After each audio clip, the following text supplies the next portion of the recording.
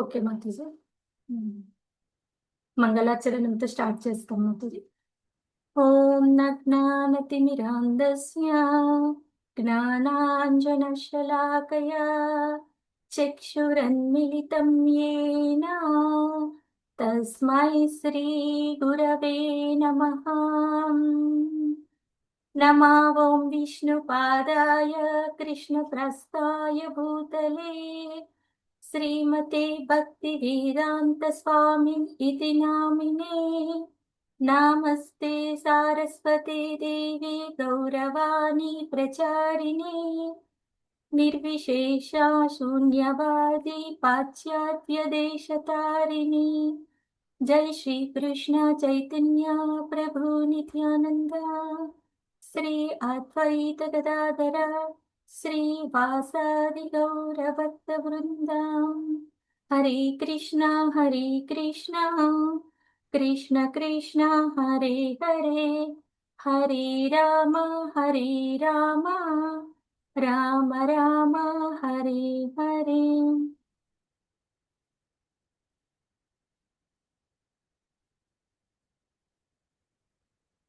శ్రీ శ్రీ రాధా మాధవ్ గోవిందులకి జై.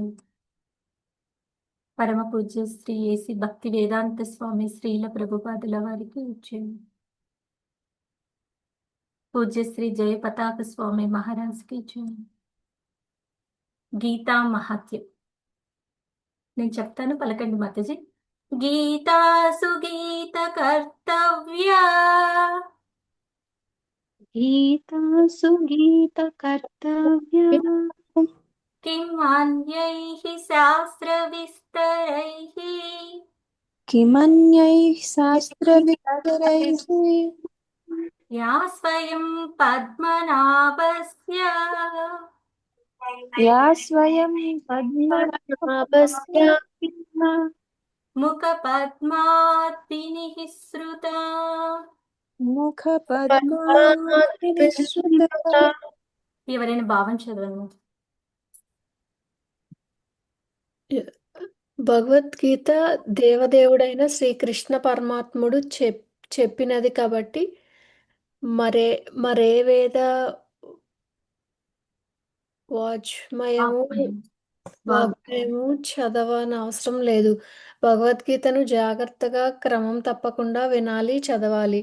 ప్రస్తుత కాలంలో ప్రజలు ప్రాపంచిక కార్యకలాపాల్లో నిమగ్నుడైన కారణమున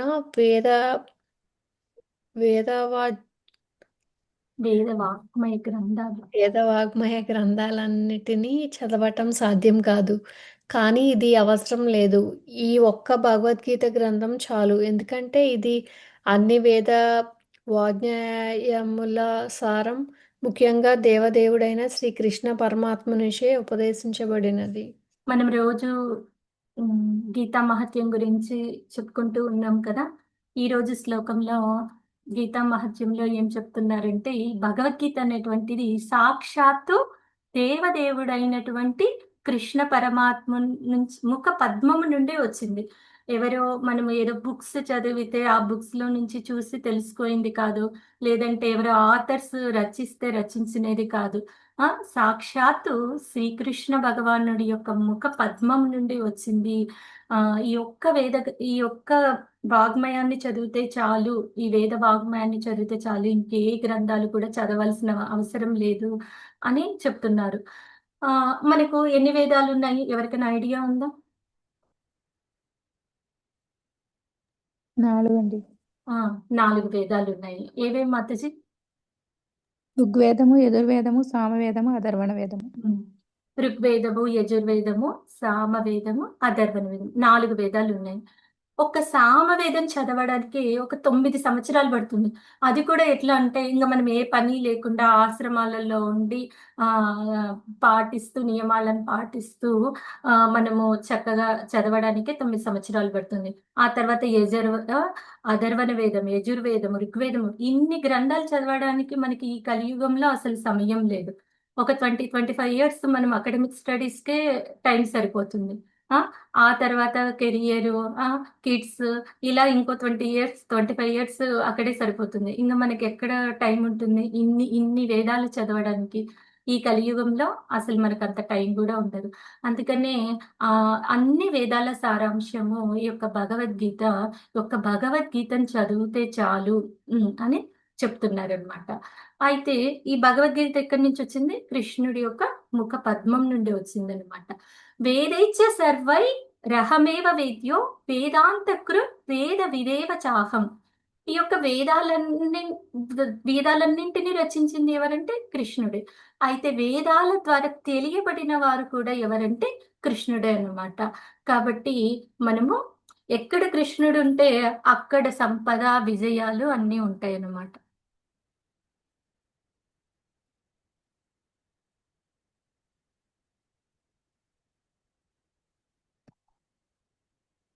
ఈరోజు మనము అధ్యాయం 4 దివ్య జ్ఞానం గురించి తెలుసుకోబోతున్నాము.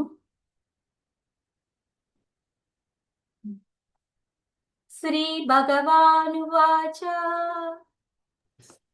శ్రీ భగవానువాచ ఇమం వివస్వతే యోగం ఇవం వివస్వతే యోగం ప్రోక్తవార్హమవయం ప్రోక్తవానహమవ్యహం వివస్మానవై ప్రాహ వివస్మానవే మనురిక్ష్వాకవే బ్రవీత్. మనురిక్ష్వాకవే బ్రవీత్. ఎవరైనా చదవండి. దేవాది దేవుడైన శ్రీకృష్ణ భగవానుడు ఇలా పలికెను: నాశనము లేని ఈ యోగ శాస్త్రమును నేను సూర్య భగవానుడికి ఉపదేశించి తిని. వివాస్వానుడు దానిని మానవ పితామహుడైన మనవునకు ఉపదేశించెను. మనము దానిని ఇక్ష్వాకు రాజునకు ఉపదేశించెను. ఇప్పుడు దేవదేవుడైన శ్రీకృష్ణ భగవానుడు చెప్తున్నాడు అనమాట. ఈ ఇప్పుడు కురుక్షేత్ర యుద్ధంలో చెప్తున్నారు కదా భగవద్గీత గురించి. అయితే కృష్ణుడు ఏం చెప్తున్నారంటే ఈ యోగశాస్త్రాన్ని నేను సూర్య భగవానుడికి ఉపదేశించినాను. ఎప్పుడు కోటాను కోట్ల సంవత్సరాల కిందటే సూర్య భగవానుడికి నేను ఉపదేశించినాను. ఆ తర్వాత ఇప్పుడు మనకు ఇక్కడ ఇప్పుడు మన భూమండలం ఉంది, అలాగే సూర్యమండలము, చంద్రమండలము, చాలా ప్లానెట్స్ ఉంటాయి అనమాట. ఆ ప్లానెట్స్ కి అక్కడ అధిష్టాన దేవతలు ఉంటారు. సో సూర్యమండలానికి ఎవరంటే వివస్వానుడు అధిష్టాన దేవత అన్నమాట.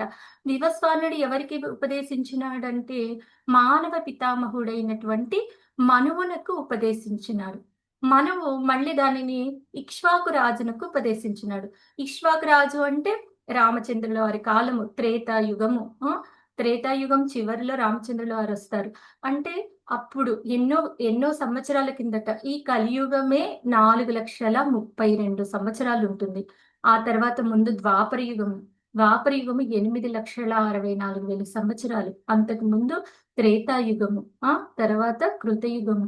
ఎన్ని లక్షల సంవత్సరాల కిందటనే ఈ యొక్క యోగ శాస్త్రాన్ని నేను వివరించినాను అని కృష్ణుడు చెప్తున్నాడు అనమాట.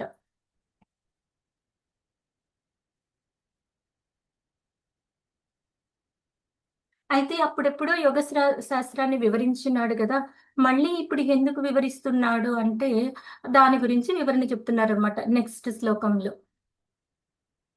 ఏవం పరంపరా ప్రాప్తం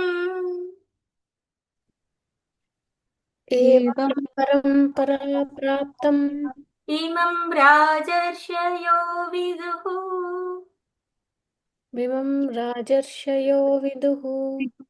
సకాలే నేహ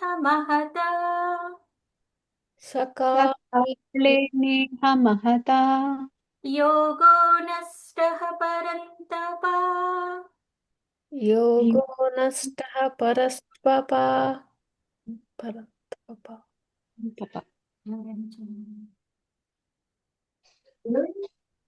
ఈ దివ్య జ్ఞానము ఈ విధముగా గురు శిష్య పరాక్రమమున గ్రహింపబడినది. రాజర్షులు దానిని ఆ విధముగా అవగతము చేసుకొనిరి. కాని చక్రమమున ఆ పరంపర విచ్ఛిన్నమొగుట వలన ఆ జ్ఞానము నశించినట్లుగా కనిపించుచున్నది. ఈ అయితే అప్పుడెప్పుడో వివరించినారు కదా! ఏమైంది ఆ జ్ఞానం అంతా అంటే, అప్పుడు రాజర్షులు ఏం చేసేవాళ్ళంటే, రాజర్షి అంటే రాజు ప్లస్ ఋషి అనమాట. అప్పుడు రాజులు ఏం చేసేవారంటే, ఈ ఆధ్యాత్మికంగా వాళ్ళు చక్కగా ఆధ్యాత్మిక కార్యక్రమాలు జరిగేలా చూసుకునేవారనమాట. ఆశ్రమాలను కట్టేవారు, గురుకుల పాఠశాలలుండేవి. అలా వాళ్ళు వాళ్ళ యొక్క రాజ్యంలో ఆధ్యాత్మిక జ్ఞానం గురించి వివరించే వాళ్ళనమాట. అన్ని అన్ని కార్యకలాపాలు జరిపించేవాళ్ళు. అయితే ఈ రాను రాను ఈ పరంపర విచ్ఛిన్నమైపోయిందనమాట. అందుకని ఇప్పుడు మనకు గురు శిష్య పరంపర ఉంటేనే కదా మనకు ఎవరైనా గురువులు బోధిస్తేనే కదా మనకి ఈ యొక్క జ్ఞానం గురించి తెలిసేది. ఆ పరంపరే విచ్ఛిన్నమైపోయింది. అందుకే ఆ జ్ఞానం నశించిపోయినట్లుగా కనిపిస్తుంది అని చెప్తున్నాడనమాట కృష్ణుడు. నెక్స్ట్ ఇక్కడ చూడండి. ఆహ్ ఇక్కడ లార్డ్ శ్రీకృష్ణ. ఓకే. ఇక్కడ నుంచి మనకిక్కడ 4 సాంప్రదాయాలు కనిపిస్తాయన్నమాట. ఆ! కృష్ణుడి నుంచి బ్రహ్మకు ఉపదేశించినాడన్నమాట కృష్ణుడు. ఈ యొక్క దివ్య జ్ఞానాన్ని. బ్రహ్మ నుంచి మధ్వాచార్యుల వారికి. అలా మధ్వాచార్యుల వారి నుంచి గురు శిష్య పరంపరగా ఇలా మనం ఇప్పుడు శ్రీల ప్రభుపాదుల వారు మనం ఇస్కాన్ నుంచి మనం తెలుసుకుంటున్నామనమాట. ఇలా గురు శిక్ష పరంపర అనేటువంటిది వచ్చింది. అందుకని మనము బ్రహ్మ మధ్వ గౌడీయ సంప్రదాయము అంటాము. ఈ యొక్క ఇస్కాన్‌లో మనం ఏ సాంప్రదాయంలో ఉన్నాము అంటే బ్రహ్మ మధ్వ గౌడీయ సంప్రదాయము. ఆ తర్వాత శ్రీ లక్ష్మీజీ స్త్రీ సంప్రదాయం అంటారనమాట. స్త్రీ సంప్రదాయంలో రామానుజాచార్యుల వరకు బోధించినారు. ఆ తర్వాత రామానుజాచార్యుల వారు మీరు ఇప్పుడు చూస్తున్నారు కదా! జీయర్ స్వామి, చిన్న జీయర్ స్వామి వాళ్ళ యొక్క వాళ్ళ పరంపర. నెక్స్ట్ రుద్ర సంప్రదాయం అన్నమాట. రుద్ర సంప్రదాయాన్ని లార్డ్ ఈశ్వర ఎవరికంటే విష్ణు స్వామికి బోధించినారు. తర్వాత నా సనత్ కుమారులు నలుగురు ఉంటారు. సనత్ కుమారులు సన్నత సనత్ సనంద నలుగురు సనత్ కుమారులు ఉంటారన్నమాట. వాళ్ళు నింబాకాచార్య అన్నమాట. ప్రస్తుతము ఈ 4 సాంప్రదాయాలు మనుగడలో ఉన్నాయన్నమాట. ఈ సాంప్రదాయాలలో మనం ఏ సాంప్రదాయంలో చేరినా సరే మనకి ఈ యొక్క దివ్య జ్ఞానము చక్కగా అందుతుందన్నమాట. ఇప్పుడు మనము బావిలో నుంచి మనం పైకి రావాలి అంటే ఏదో ఒక తాడుని పట్టుకోవాలి గదా! అట్లా ఈ 4 సంప్రదాయాల్లో ఏ తాడుని పట్టుకున్నా, ఏ చాంతాడుని పట్టుకున్నా సరే మనము బయటపడొచ్చు. ఈ జన్మ, మృత్యు, జర, వ్యాధుల నుంచి మనము బయటపడొచ్చు. మోక్ష మార్గాన్ని చేరుకోవచ్చు. మోక్ష జ్ఞానాన్ని తెలుసుకోవచ్చు అని చెప్తున్నారు. ఇప్పుడు ఫర్ ఎగ్జాంపుల్ ఇప్పుడు మనం మన కిడ్స్‌ని ఏదైనా స్కూల్‌లో కానీ, కాలేజెస్‌లో గానీ జాయిన్ చేయించాలి అన్నప్పుడు మనం ఎన్ని రెఫర్ చేస్తాము? ఆ స్కూల్ రేటింగ్ ఎలా ఉంది? ఆ యూనివర్సిటీ బావుందా? అక్కడ టీచర్స్ ఎలా ఉన్నారు? ప్రొఫెసర్స్ ఎలా టీచ్ చేస్తున్నారు? ల్యాబ్ ఫెసిలిటీస్ ఉన్నాయా? ఎన్ని ఆలోచిస్తాము. అక్కడ ప్రొటెక్షన్‌గా ఉంటారా మన కిడ్స్? అక్కడ సెక్యూరిటీ ఉందా? ఎన్ని రకాలుగా ఆలోచిస్తాము. అప్పుడు గాని మనము ఎన్ని రివ్యూస్ ఎంతమందిని కనుక్కుంటాము. అన్నీ కానీ చూసి మనము జాయిన్ చేయించలేము. అవునా? మరి ఆధ్యాత్మిక జ్ఞానాన్ని నేర్చుకోవాలి అన్నప్పుడు మనము మనం ఎన్ని ఆలోచించాలి? వాళ్ళు గురు శిష్య పరంపరలో ఉన్నారా లేదా? వాళ్ళొక సాంప్రదాయంలో ఉన్నారా లేదా? వాళ్ళు నియమాలను పాటిస్తున్నారా లేదా? ఇవన్నీ కూడా ఆలోచించి మనము మంచి సంప్రదాయంలో ఆహ్, మనం చేరాలి. అప్పుడే మనకి యథాతథంగా అందిస్తారనమాట. ఆ యొక్క భగవద్గీతను మనకు ప్రామాణికంగా అందిస్తారు. యథాతథంగా అందిస్తారు. కాబట్టి మనం జాయిన్ అయ్యేటప్పుడు మనం ఇవన్నీ కూడా చూడాలి. నెక్స్ట్ చూద్దాము. అర్జున ఉవాచ अपरं भवतो जन्म परं जन्म विवस्वतः अपरं भवतो भवतो परं जन्म विवस्वतः कथमेतद्विजानीयाम् कथमेतद्विजानीयाम् तत्त्वनीयं त्वमादौ प्रोक्तवानिति त्वमादौ त्वं प्रोक्तवानिति प्रोक्तवानिति అర్జునుడు పలికెను. సూర్య భగవానుడైన వివస్వానుడు జన్మతః నీకంటేనే పూర్వుడు. అట్టి ఎడ ఆదిలో నీవి జ్ఞానము అతనికి ఉపదేశించినట్టుని నేను ఎట్లా అర్థం చేసుకోగలను. ఇప్పుడు అర్జునుడికి ఒక క్వశ్చన్ వస్తుందన్నమాట. కృష్ణుడు అర్జునుడు సమకాలికులు, వాళ్ళిద్దరూ స్నేహితులు. ఆ అయితే మరి ఈ జ్ఞానం నువ్వు ఎప్పుడో వివస్వానుడికి ఉపదేశించినావు అని చెప్తున్నావు కదా, నేను దాన్ని ఎట్లా అర్థం చేసుకోవాలి? ఇప్పుడు మనం ఒకే ఏజ్ గ్రూప్ ఉన్న వాళ్ళము, నేను ఎప్పుడో గత జన్మల్లో నేను ఉపదేశించినాను అంటే మనకి ఎట్లా అర్థమవుతుంది చెప్పండి? ఆ నేను గత జన్మ గురించి చెప్పగలుగుతున్నాను అంటే అర్జునుడికి కూడా క్వశ్చన్ వస్తుందన్నమాట. నువ్వు ఈ జ్ఞానంని ఏ విధంగా ఉపదేశించినావు నాకెట్లా అర్థమవుతుంది? అంటే ఇవన్నీ కూడా అర్జునుడు వేసే క్వశ్చన్స్ అన్నీ కూడా మనకొచ్చే క్వశ్చన్సే అన్నమాట. మనకు గాన క్వశ్చన్స్ వస్తే మనం అడుగుతా ఉంటాం కదా! మనము అప్పుడు మనకి క్వశ్చన్ వస్తుంది గదా! కృష్ణుడు మరి ఇప్పుడు ఈ లో ఉన్నారు, ఎలా చెప్తున్నారు అని అడుగుతూ ఉన్నారనమాట. అప్పుడు దానికి కృష్ణ భగవానుడు ఏం చెప్తున్నారో చూద్దాం.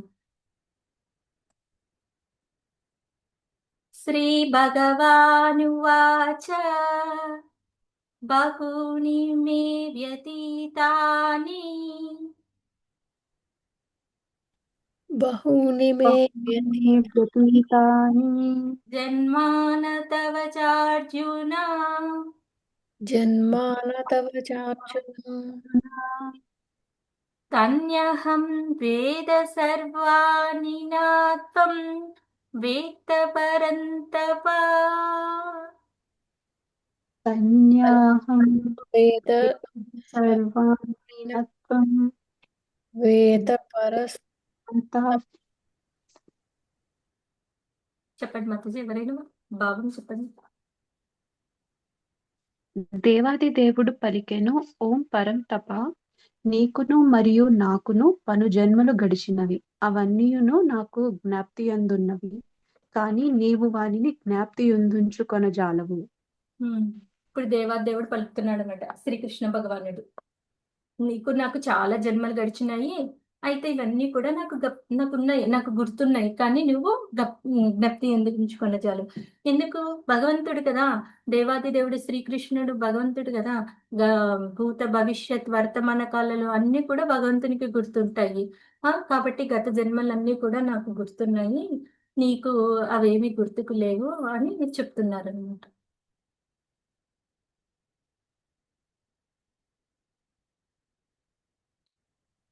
అయితే మరి ప్రతి యుగంలోనూ ఎందుకొస్తున్నారు ఇప్పుడు ఒక్కొక్క యుగంలో భగవంతుడు వస్తూ ఉన్నారు కదా. నరసింహావతారంలో వచ్చినారు, రామావతారంలో వచ్చినారు, కృష్ణావతారంలో వచ్చినారు. అయితే ప్రతి జన్మలోను ప్రతి యుగంలోనూ ఎందుకు వస్తున్నారు భగవంతుడు? ఆ సరే, ఇవన్నీ మీకు గుర్తున్నాయి, ఇవి ఎందుకు వస్తున్నారు ప్రతి యుగంలో అంటే చెప్తున్నారనమాట.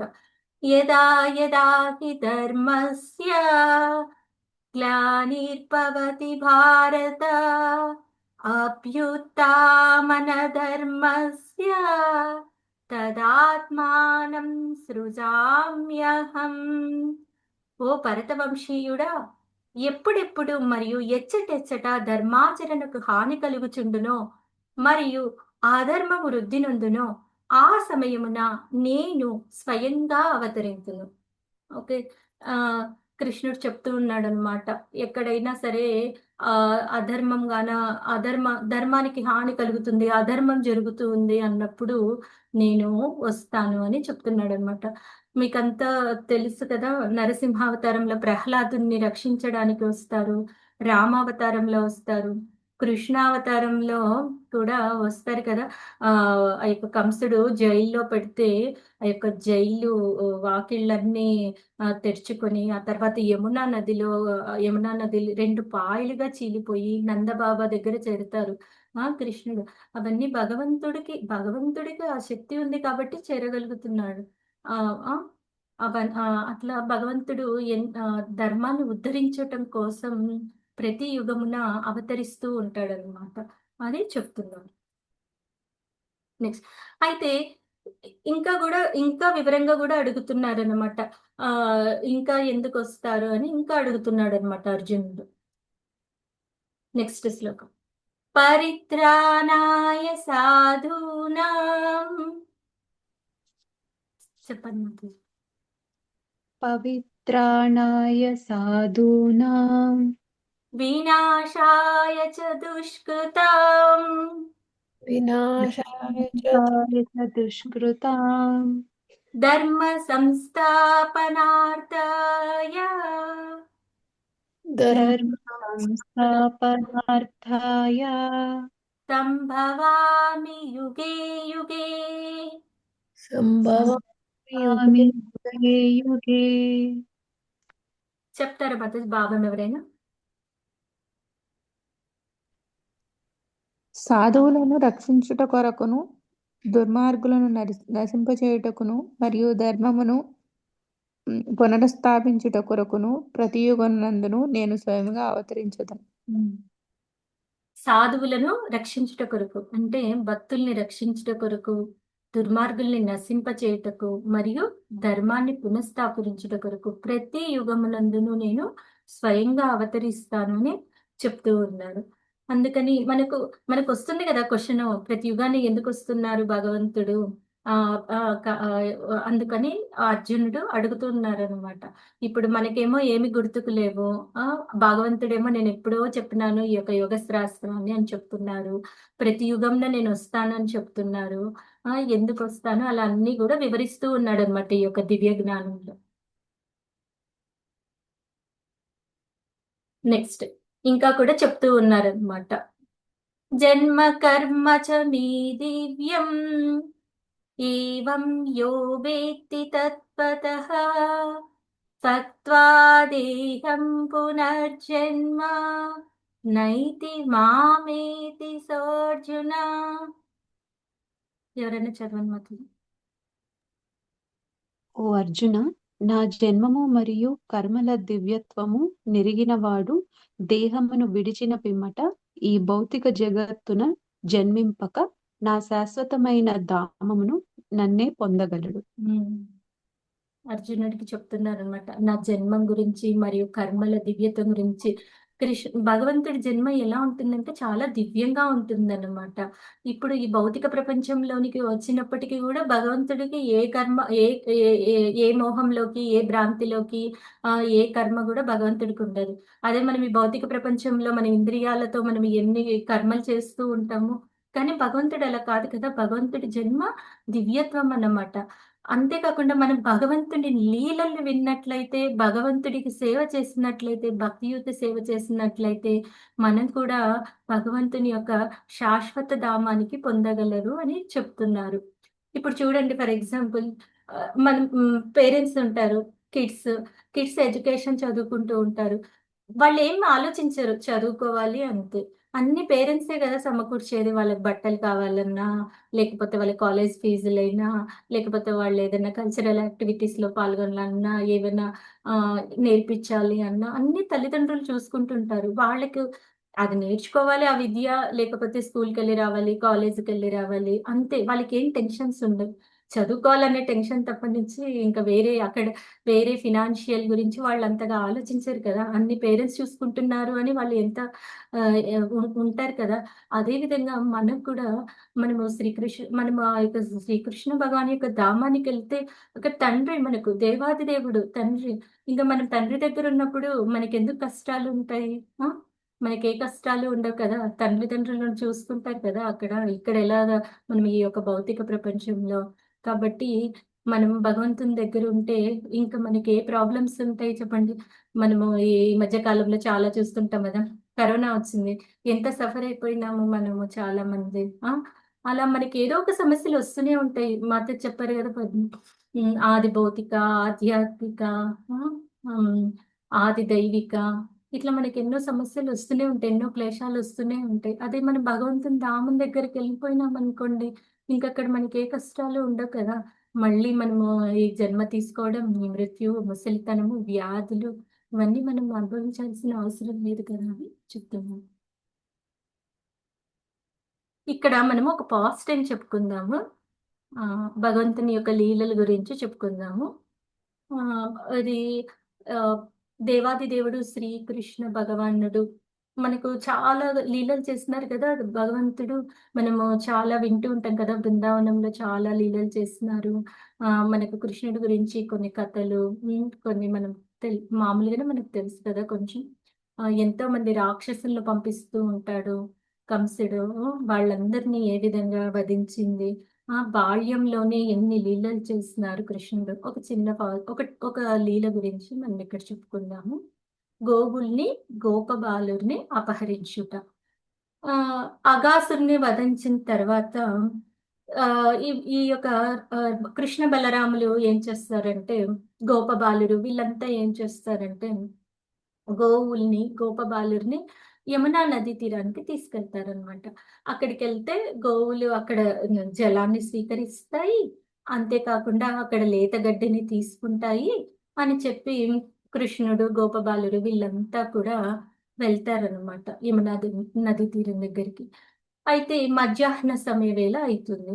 మధ్యాహ్న సమయంలో వాళ్ళు అన్నం తెచ్చుకొని ఉంటారు కదా, ఆ చద్దన్నం తెచ్చుకొని ఉంటారు అందరూ. సరే భోంచేద్దాము అని వాళ్ళు ఒక నదీ తీరాన ఒక ప్రాంతంలో అక్కడ కూర్చొని భోజనానికని అందరూ వెళ్తారనమాట. అయితే కృష్ణుడు మధ్యలో కూర్చొని ఉంటారు. ఈ గోపబాలురంతా కూడా చుట్టూ కూర్చొని ఉంటారు.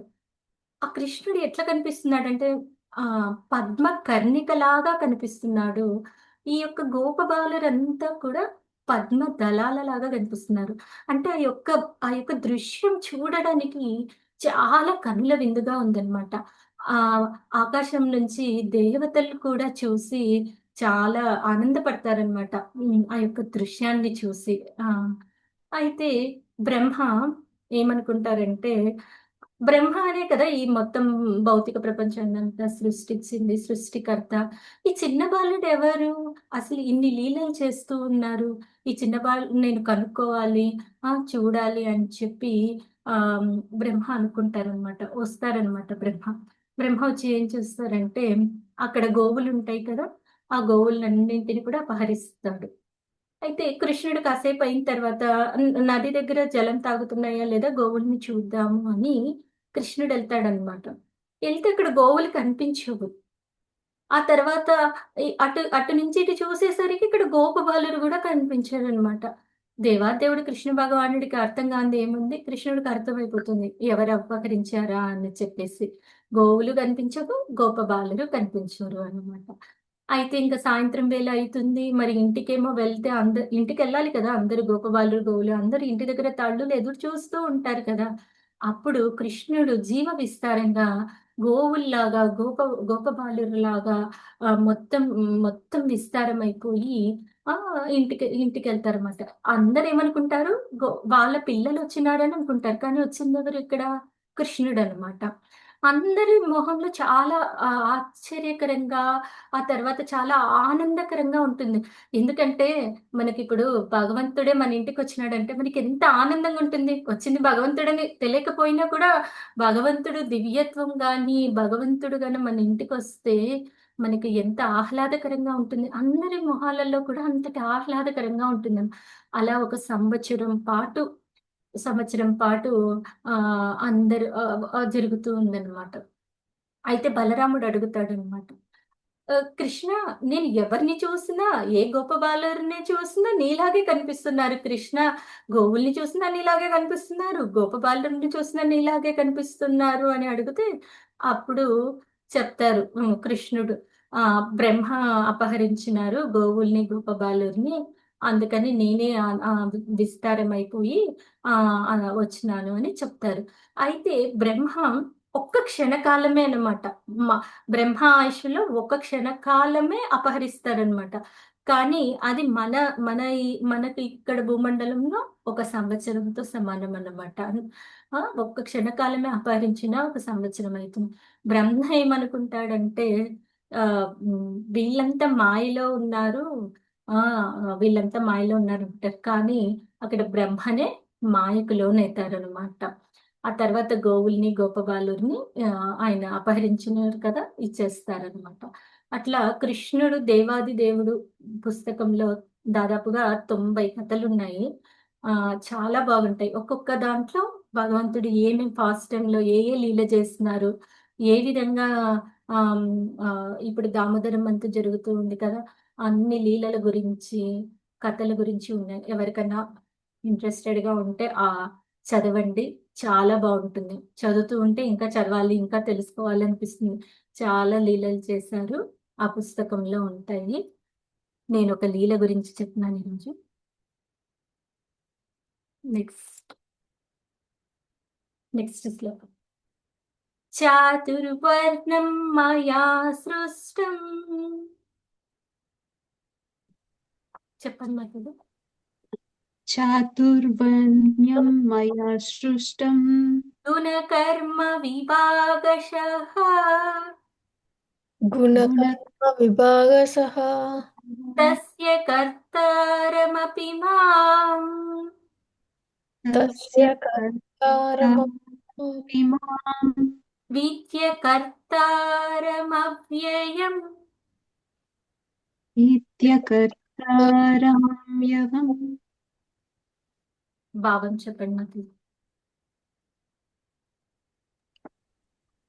భౌతిక ప్రకృతి త్రిగుణములు మరియు తత్సంబంధిత కర్మలను అనుసరించి మానవ సమాజమునందలి చాతుర్య వర్ణములు నాచే సృజింపబడినవి. ఈ విధమున ఈ విధానముకు నేనే కర్తనైనను అవ్యయుగుడ అగుటచే అకర్తగానే నన్ను నీవు తెలుసుకొనుము.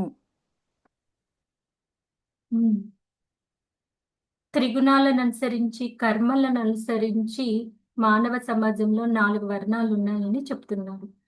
గుణ కర్మ విభాగశః అంటే గుణాన్ని బట్టి, కర్మను బట్టి 4 ఉన్నారు. 4 విధానాలు ఉన్నాయని చెప్తున్నారు అనమాట. ఒకటి ఏవే విధానాలంటే బ్రాహ్మణులు, తర్వాత క్షత్రియులు, వైశ్యులు, శూద్రులు గుణాలు పట్టి విభజించారనమాట. అయితే బ్రాహ్మణుల విధి విధానం ఏంటంటే యజ్ఞ యాజన పఠన పాఠన దాన విగ్రహ, ఈ యొక్క క్వాలిటీస్ ఉండాలన్నమాట. వాళ్ళు యజ్ఞం చేయాలి. బ్రాహ్మణులు అంటే యజ్ఞం చేయాలి. ఈ కలియుగానికి ఇచ్చినటువంటి ఈ యొక్క యుగ ధర్మము, ఈ యొక్క యజ్ఞం ఏంటంటే ఈ కలియుగంలో సంకీర్తన యజ్ఞం అన్నమాట. మనకు 500 సంవత్సరాల కిందట శ్రీ చైతన్య మహాప్రభు వచ్చి కృష్ణుడే, సాక్షాత్ కృష్ణుడే భక్తుడి రూపంలో వచ్చారనమాట. శ్రీ చైతన్య మహాప్రభు రూపంలో వచ్చి మనకి ఈ సంకీర్తన యజ్ఞం గురించి చెప్పినారు. ఈ కలియుగానికి మనము హరే కృష్ణ మహామంత్రాన్ని జపించాలన్నమాట. జపించాలి, మళ్ళీ మనము దానిని చెప్పాలి అన్నమాట. యజ్ఞం చేయాలి, ఆ తర్వాత యాజన అంటే వివరించాలి, యజ్ఞం గురించి చెప్పాలన్నమాట. తర్వాత పఠన పాఠన. పఠన అంటే గ్రంథాలు చదవాలి, ఆ గ్రంథాలు చదివిన దాని గురించి మళ్ళీ కూడా వివరించాలి. దాన విగ్రహ, ఎవరన్నా దానం ఇచ్చినారనుకోండి, దానిని స్వీకరించి దానిని తిరిగి భగవంతుని యొక్క సేవకు ఉపయోగించాలి అన్నమాట. ఓకే, ఎవరైనా ధనాన్ని ఇచ్చేస్తే ఇది మా కోసం, మా సెల్ఫ్ గ్రాటిఫికేషన్ కోసం, సో మా ఇంద్రియ తృప్తి కోసము, మా అవసరాల కోసం అని కాకుండా ఆ యొక్క ధనాన్ని తిరిగి టెంపుల్ కన్స్ట్రక్షన్ కానీ, భగవంతుడి సేవకు కానీ ఉపయోగించాలి అన్నమాట. అది బ్రాహ్మణుడి క్వాలిటీస్. ఇప్పుడు బ్రాహ్మణుడు పుత్రుడైనంత మాత్రాన బ్రాహ్మణుడు కాలేడు. బ్రాహ్మణుడు క్వాలిటీస్ వాళ్ళు కలిగి ఉండాలన్నమాట. అలాగే క్షత్రియులు తర్వాత వైశ్యులు, శూద్రులు. క్షత్రియులు రాజ్యాన్ని సరిగ్గా పాలించాలి కదా, ఆధ్యాత్మిక జ్ఞానాన్ని అందించాలి కదా, వాళ్ళ విధి విధానాలను సరిగ్గా నిర్వర్తించాలి. తర్వాత వైశ్యులు వ్యవసాయాన్ని, వాణిజ్య వ్యాపారాలు, ఆ తర్వాత గో సంరక్షణ చేయాలన్నమాట. తర్వాత శూద్రులు అంటే అందరికీ సహాయం చేస్తూ ఉండాలి. అయితే ఇవన్నీ కూడా గుణాన్ని బట్టి, వాళ్ళ యొక్క కర్మలను బట్టి వివరించినారు. నెక్స్ట్ శ్లోకం. అయితే ఇప్పుడు మనకి జ్ఞానం అంతా ఎలా తెలుస్తుంది? ఇప్పుడు భగవంతుడి గురించి ఎవరు చెప్తారు? ఈ యుగ ధర్మాలు ఎవరు చెప్తారు? లేకపోతే యజ్ఞాల గురించి ఎవరు చెప్తారు? ఈ గ్రంథాల గురించి మనకి ఎక్కడి నుంచి తెలుసుకోవాలి? ఇవన్నీ కూడా దానికి చెప్తున్నారు. తద్విత్తి ప్రణిపాతేనా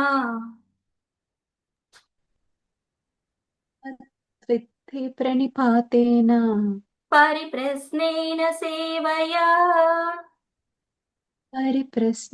సేవయా ఉపదేక్షంతి తే జ్ఞానం ఉపదేక్తక్షంతి ధ్యానం జ్ఞానినాస్తత్వదర్శినః. జ్ఞానినాస్తత్వదర్శినః. భావం చెప్పండి. గురువు దరిచేరి సత్యము నెరగోరుట కొరకై యత్నింపుము. వినయముతో ప్రశ్నలు వేసి సేవను గూర్చుము. ఆత్మదర్శులు తత్వదర్శనము చేసిన వారగుటచే నీకు జ్ఞానమును ఉపదేశింతురు. మనకి జ్ఞానాన్ని అంతా ఏ విధంగా తెలుసుకోవాలి అంటే గురువును దరి చేరాలి. ఒక బోనఫైడ్ సంప్రదాయంలో మనం చేరి ఆ గురువుని దరి చేసి మన సత్యాన్ని తెలుసుకోవాలి. ప్రశ్నలు వేసి మనం సేవం చేయాలి. వినయంతో ప్రశ్నలు వేయాలి. ఆత్మదర్శులు తత్వదర్శనం చేసిన వారగట్టించే మీకు జ్ఞానాన్ని ఉపదేస్తారు. ఎందుకంటే వాళ్ళకి ఆత్మ జ్ఞానం గురించి తెలుసుంటుంది కాబట్టి వాళ్ళు మీకు ఆ యొక్క జ్ఞానాన్ని ఉపదేశిస్తారన్నమాట. కాబట్టి ఏం చెప్తున్నారు? గురువుని దరి చేరాలి. ఒక ఒక సంప్రదాయంలో మనము గురువుని దరి చేరి ఆ యొక్క జ్ఞానాన్ని తెలుసుకోవడానికి మనము ప్రయత్నం చేయాలి.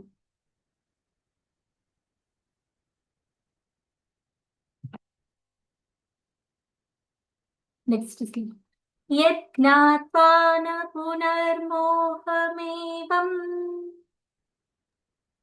యజ్ఞాత్వా న పునర్మోహమేవం యాస్యసి పాండవ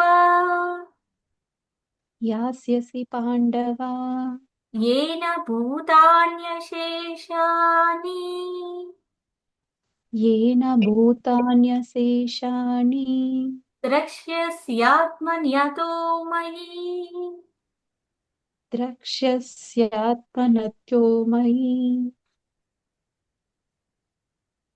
బాబు చెప్తారు. ఆత్మదర్శనైన మహాత్ముని నుంచి నిజమైన జ్ఞానమును పొందినప్పుడు ఆ జ్ఞానముచే సమస్త జీవులు పరమాత్మ యొక్క అంశలని అనగా నాకు సంబంధించిన వారని గాంచగలుగుటచే నీవు తిరిగి ఎన్నడును ఇట్టి మోహమునకు గురికావు. ఆత్మదర్శి అయిన మహాత్ముని నుంచి జ్ఞానాన్ని పొందినప్పుడు మనం ఈ యొక్క ఆత్మ జ్ఞానాన్ని తెలుసుకున్నప్పుడు మనమంతా కూడా భగవంతుని అంశాలము అని మనకు తెలుస్తుంది. Part and parcel of the lord అని మనకు భగవంతుని యొక్క అంశాలని తెలిసి మనము ఏ మోహానికి గురి కామన్నమాట. లేదంటే మనము ఏదైనా సరే ఇప్పుడు ఒక ఇల్లు ఉందనుకో, ఈ ఇల్లు నాది, ఇది నేను సంపాదించున్నాను. ఒక జాబ్ ఉందనుకో, నా నాలెడ్జ్ తో వచ్చింది ఈ జాబ్. ఏదైనా ఏది సాధించినా సరే ఇది నాది, ఇది నేను సంపాదించుకున్నాను, ఇది నేనే అనుభవించాలి అని మనం ఆలోచిస్తూ ఉంటాం కదా. వీటికి అన్నింటికి మనమే కర్తలము అని చెప్పి మనమే అన్ని అనుభవించాలి అని చెప్పి. కానీ ఇవన్నీ కూడా ఎవరికి సంబంధించినవి? ఇవన్నీ కూడా భగవంతుడికి సంబంధించినవి. ఇవన్నిటి కూడా ఎవరు అధికారి? భగవంతుడు. మనము సేవ చేయడానికి వచ్చినాము. అంతే. భగవంతుడికి సేవ అలా మనకి అర్థమవుతుంది అనమాట. చిన్న చిన్నగా ఓకే, మాతాజీ చెప్పారు కదా. మనం ఏదైనా సరే ఇప్పుడు ధాన్యం, పండ్లు, పాలు ఇవన్నీ భగవంతుడు ఇచ్చినవి.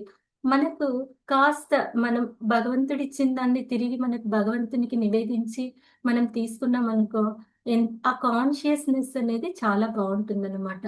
ఎందుకంటే ఇప్పుడు మనము మన మన పిల్లలు ఎప్పుడైనా సరే మనకి ఏదైనా గిఫ్ట్ ఇచ్చినారనుకోండి, మ్యారేజ్ డేకో, బర్త్డేకో, మనం ఎంత హ్యాపీగా ఫీల్ అయిపోతాము.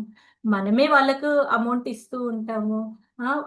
దాంట్లో మళ్ళీ తిరిగి వాళ్ళు దాంట్లో కాస్త మనీని తీసిపెట్టి మనకి ఏదైనా ఇస్తే మనం ఎంత హ్యాపీగా ఫీల్ అవుతాము. అట్లా భగవంతుడు అన్ని ప్రసాదించింది భగవంతుడే అనమాట. అది మళ్ళీ మనం తిరిగి మన ప్రేమతో అందించినామనుకో, ప్రేమతో భక్తితో అందించినామనుకో, భగవంతుడు ఆ సేవను స్వీకరిస్తాడు. 9వ అధ్యాయంలో చెప్తారనమాట. పత్రం పుష్పం ఫలం తోయం యోమే భక్త ప్రయచ్చతి. ఏదైనా సరే ఒక ఫలాన్ని కానీ తోయం అంటే నీటిని గాని, పుష్పాన్ని గాని ప్రేమతో భక్తితో కన్నా నాకు అందించినట్లయితే నేను స్వీకరిస్తాను అని చెప్తాడనమాట భగవంతుడు. కాబట్టి చిన్న చిన్న సేవ, అదేం పెద్ద కష్టమైనటువంటిది కాదు కదా. కొంచెం భగవంతుడికి ఆఫర్ చేసి తీసుకోవడం, అట్లా మనం చిన్న చిన్న సేవ ఇదంతా భగవంతునికి సంబంధించింది. భగవంతుడు మనకు ప్రసాదిస్తే మనకు వచ్చింది. కాబట్టి మనము ఇది అలా కొంచెం కొంచెం జ్ఞానాన్ని సంపాదిస్తూ కొంచెం కొంచెం సేవను చేస్తూ ఉంటే మనము ఈ యొక్క మోహానికి గురిగామనమాట. ఇది నాది. ఆ! ఇది ఇందులో నేనే ఉండాలి. లేకపోతే ఇది నేనే అనుభవించాలి. ఆ! అలా మనము అవన్నీ కూడా భగవంతునికి సంబంధించినవి అని చెప్పి మనము ఆలోచిస్తాము.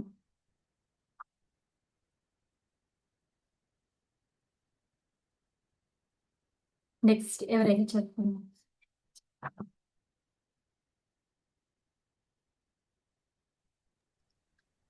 ప్రకాశానంద సరస్వతి భగవాన్ చైతన్య మహాప్రభువుని మీరు ఎందుకు వేదాధ్యయనం కానీ ధ్యానం కానీ చేయలేదు అని అడిగినప్పుడు, ఈ కలియుగంలో మూర్ఖులు వేదాంత తత్వాన్ని చదవటం మరియు ధ్యానం చేయటం ద్వారా పరిపూర్ణతను పొందటం సాధ్యం కాదు అని నిరూపించడానికి చైతన్య మహాప్రభువు తనను ఒక మూఢునిగా పరిగణించుకున్నారు. శాస్త్రాలు ఈ క్రింది విధంగా సిఫార్సు చేస్తున్నాయి: హరే రామ హరే రామ హరేర్నామ హరేర్నామైవ కేవలం కలౌ నాస్తేవ్య గతిరన్యథ. కపటము మరియు కలహములతో కూడిన ఈ యుగమునందు హరినామ కీర్తనమే ఏకైక ముక్తి మార్గము. దానిని మించిన వేరొక మార్గము లేదు.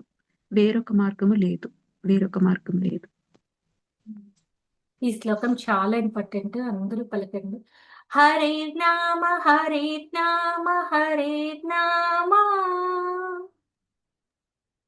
హరేర్నామ హరేర్నామ హరే నామ హరే నామైవ కేవలం హరేర్నామ కేవలం కలౌ నాస్తేవ నాస్తేవ నాస్తేవ కళౌ నాస్తేవ గతిరన్యత. గతిరన్యథ. కపటము మరియు కలహాలతో కూడిన ఈ యుగమునందు హరినామ కీర్తనమై ఏకైక ముక్తి మార్గము. దానికి మించి వేరొక మార్గము లేదు, వేరొక మార్గము లేదు, వేరొక మార్గం లేదు. చూడండి, ఈ కలియుగంలో ఇంతకు ముందు సత్యయుగంలో కృతయుగంలో అయితే 90% అందరూ మంచి వాళ్ళే ఉండేవాళ్ళు అనమాట. ఒక 10% మాత్రమే అధర్మం సైడ్ ఉండేవాళ్ళు. ఆ తర్వాత త్రేతాయుగానికి వచ్చేసరికి 75% మంది మంచి వాళ్ళు ఉంటే ఒక 25% మంది చెడ్డవాళ్ళు ఉండేవాళ్ళు. ఆ తర్వాత ద్వాపర యుగానికి వచ్చేసరికి 50% మంచి వాళ్ళు, 50% చెడ్డవాళ్ళు. ఈ యొక్క కలియుగానికి వచ్చేసరికి కలియుగంలో అసలు ధర్మమే కనిపించడం లేదు. అవునా? కలియుగంలో అయితే కలహాలు, కపటాలు, దాన్ని ఆక్రమించుకోవాలి, దీన్ని ఆక్రమించుకోవాలి, లేకపోతే ఏ విధంగా సంపాదించాలి, ఏ విధంగా అక్రమంగా సంపాదించాలి, దాన్ని ఏ విధంగా అనుభవించాలి, ఇట్లా ఎప్పుడు కపటాలు, కలహాలతోనే ఈ యుగం అంతా ఉంటుంది. కలవు శూద్ర సంభవం. ఈ కలియుగంలో అందరూ శూద్రులు. ఎందుకంటే అందరూ కూడా మనము కలహాలతోనే ఉంటాము, లేకపోతే కపటం, మోసం చేయడం. మనకు ఈ యొక్క కలియుగంలో మోసం చేయాలి, పక్క వాళ్ళకి దోచుకోవాలి, ఇలా మనం ఆలోచిస్తూ ఉంటాం కదా. అయితే ఈ యొక్క కలియుగానికి ఒకటే మార్గం ఏంటంటే, ఈ యొక్క ముక్తి మార్గానికి ఒకటే మార్గం ఏమంటే హరినామ సంకీర్తన చేయడము అని చెప్తున్నారనమాట. అంతకుముందు సత్యయుగంలో అయితే 1,00,000 సంవత్సరాలు జీవించేవారు. తర్వాత త్రేతాయుగానికి వచ్చేసరికి 10,000 సంవత్సరాలు. ఆయుష్ పడిపోయింది 10,000 సంవత్సరాలకి. ఆ తర్వాత ద్వాపర యుగానికి వచ్చేసరికి 1000 సంవత్సరాలు. తర్వాత ఈ యొక్క కలియుగానికి 100 ఇయర్స్. బట్ ఇప్పుడు 100 ఇయర్స్ కూడా చాలా తక్కువ మందే ఉంటారు కదా. 100 ఇయర్స్ కూడా 70, 80. కాబట్టి ఈ యొక్క మనకుండే టైం చాలా తక్కువ. ఈ యొక్క కలియుగంలో ఉండే టైం తక్కువ. మనం అన్ని వేదాలు చదవలేము. ఆ తర్వాత మనం ఈ యొక్క ఆత్మ జ్ఞానాన్ని సంపాదించుకోవాలి అంటే మన రెగ్యులర్గా మనం చేసే కార్యక్రమాలన్నీ చేస్తూ ఈ ఆత్మ జ్ఞానాన్ని సో కాబట్టి మనము హరినామ సంకీర్తన చేస్తే చాలు ఈ యుగానికి అని చెప్తున్నారనమాట.